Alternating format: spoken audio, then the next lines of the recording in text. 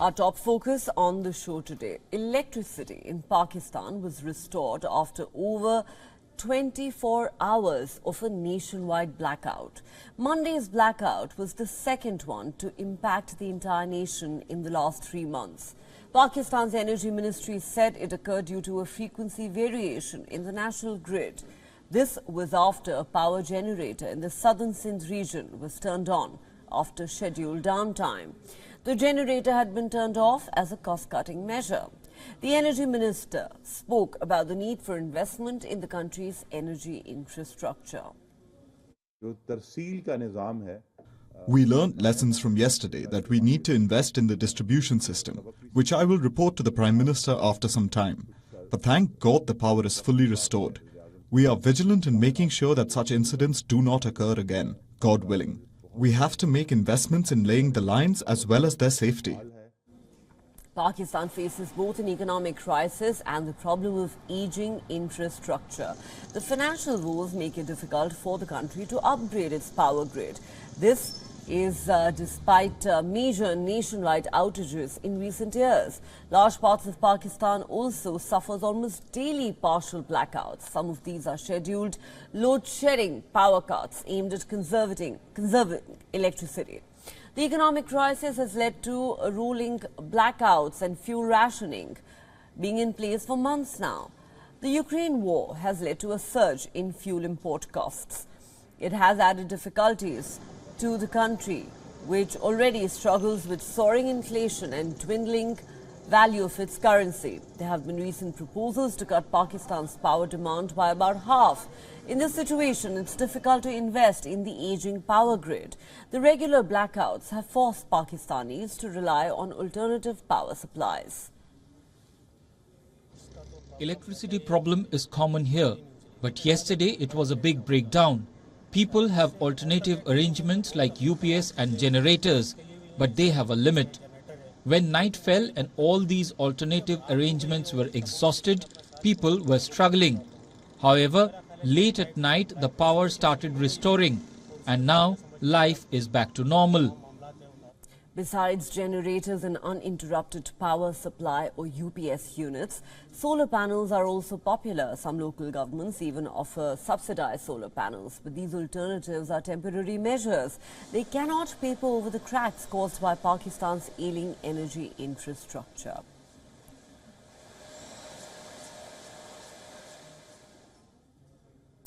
For more on this story, we're now joined by Yusuf Nazar, a political and economic analyst, joining us from London. Yusuf Nazar, thanks very much for speaking to WION. Now, we know that Pakistan has already been reeling under last year's devastating floods. The country is in the grip of a massive economic crisis. There have been food riots in some parts of the country. There is no doubt that there is a massive food crisis brewing in Pakistan, and now there is this near unprecedented energy crisis. We've seen the kind of blackouts that happened on Monday throughout the country, and this hasn't happened for the first time. There are fears it will not be the last. Just what is the way ahead?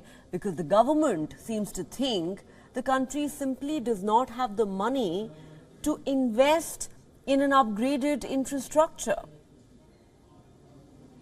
First, thank you for having me over.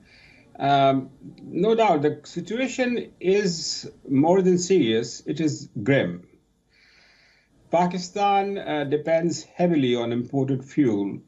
Just for the 6 months, the last 6 months ended December, Pakistan's imports total were about $31 billion. And nearly 1/3 of that were fuel imports.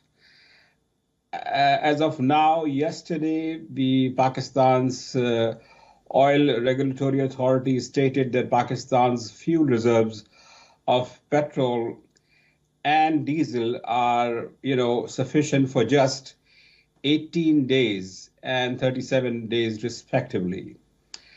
So with just 18 days of reserves, and with little money to import oil, I think it is very, very hard to visualize what's going to happen.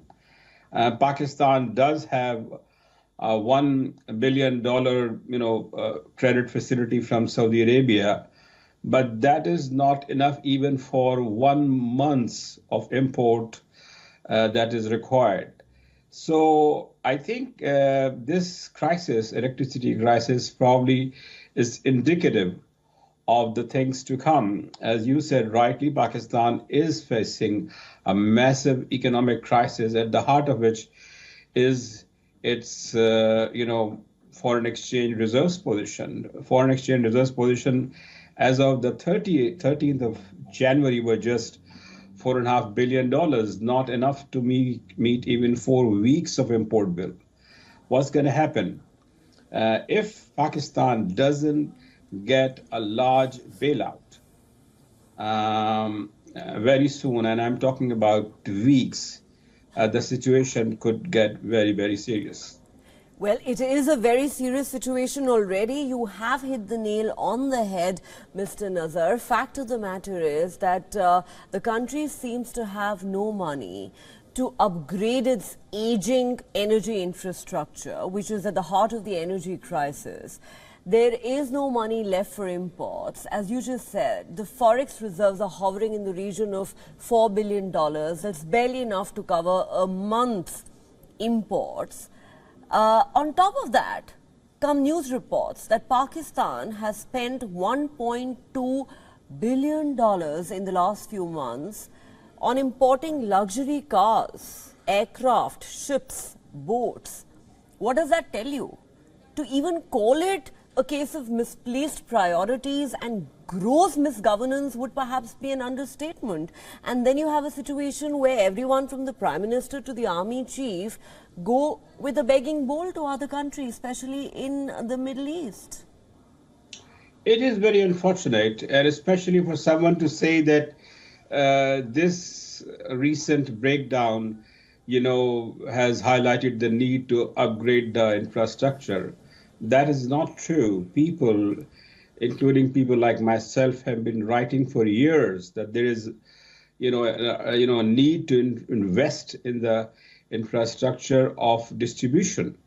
But unfortunately, when Pakistan, expanded its power generation capacity under the Pakistan-China Economic Corridor Program, most of that money went to increase the power generation capacity, and not much was invested in fixing the distribution side, which was very important. Now, as it happens, Pakistan loses about 15% of its electricity production in distribution and transmission losses. So obviously, right now, to talk about upgrading the infrastructure, I think it's first of all, there is no money. Second, it takes a long time. But most importantly, it is a case of a hugely flawed energy policy, and a flawed energy policy that all the past governments are guilty of pursuing. So Pakistan obviously, has to, unfortunately, the people of Pakistan have to pay the price. I noticed that you mentioned about the, generators and, UPS, etc. But only maybe barely 10% of the population can afford that. Absolutely. The fact of the matter is that 25% of Pakistan's population doesn't have even access to the electricity. Mm-hmm. And those who have, most of them cannot afford, power generators or other such, methods to, have the supplies. So it is, I fear that if Pakistan's oil reserves are not, boosted or showed up in the near future, in the next coming few weeks, we could have more than a crisis. I think the future looks dark, both literally and metaphorically. That's how things really are at the moment. Deeply flawed policies by successive governments, and unfortunately, as you said, it's the ordinary Pakistanis who have to pay a very, very heavy price. On that note, Yusuf Nazar, thank you so much for sharing your perspective with WION.